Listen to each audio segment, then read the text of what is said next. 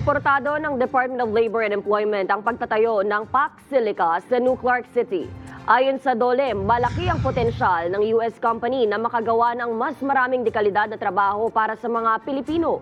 Ang 1,600 hektaryang economic growth area ay nakatuon sa high-tech industries. Kabilang po dyan ang paggawa ng microchips. Target ng proyekto na makalikha ng halos 1,000,000 trabaho, lalo na't para sa mga kabataan at Gen Z.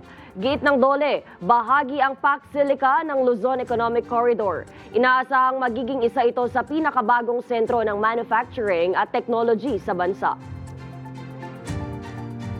PAC Silica is envisioned to really not jumpstart, but to create a better economic growth area similar to what Taiwan is experiencing right now.